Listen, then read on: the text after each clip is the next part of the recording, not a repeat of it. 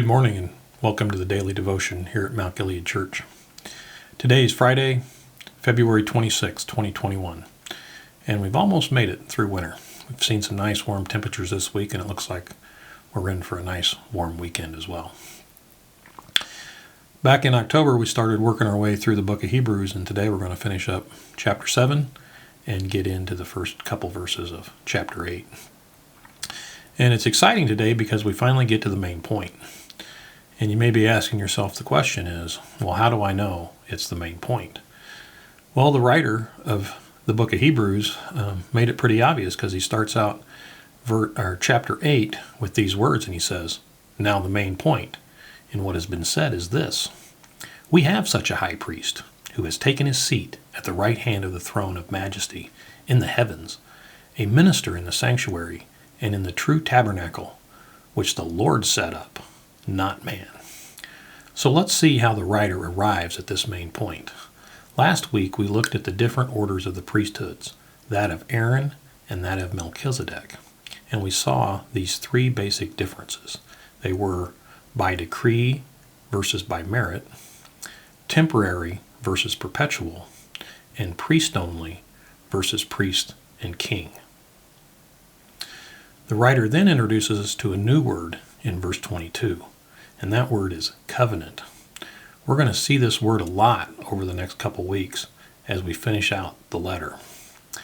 But before elaborating on the better covenant, the writer makes some additional better than statements regarding the priesthood of Jesus.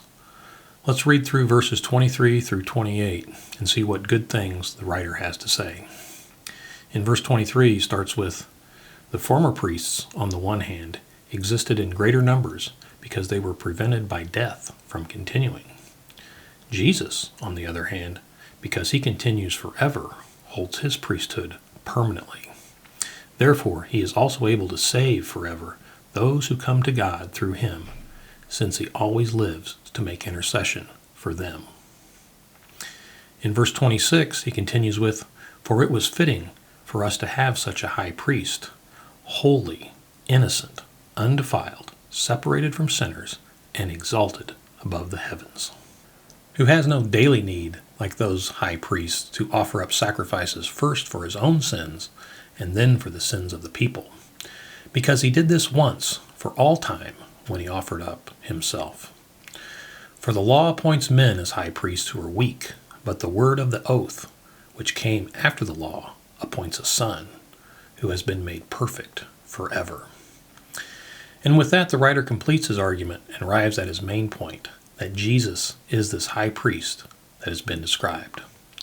He starts off Hebrews chapter 8 with, now the main point in what has been said is this: we have such a high priest who has taken his seat at the right hand of the throne of majesty in the heavens, a minister in the sanctuary and in the true tabernacle, which the Lord set up, and not man.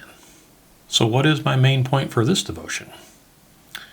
Well, it's the implication from verse 25, where the writer says, since he always lives to make intercession for them.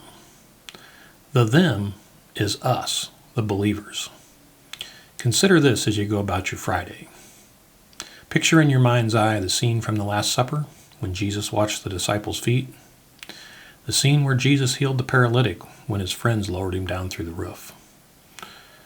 The scene where he wept for his friends. The scene on the cross where he said, Father, forgive them, for they do not know what they do. This half a verse here in Hebrews, since he always lives to make intercession for them, is another example of the immeasurable love God has for his children. For he did not come to be served, but to serve, and he continues to serve in heaven. Jesus is our high priest, our king priest, and our forever priest.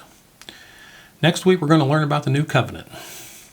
This Sunday, though, Jeff's going to lead us into battle as we look into Exodus chapter 17. I hope you guys can join us here in the building either at 9 or 10:30. If not, join us online. Thanks for tuning in. Have a great Friday. We'll see you on Sunday. Bye-bye.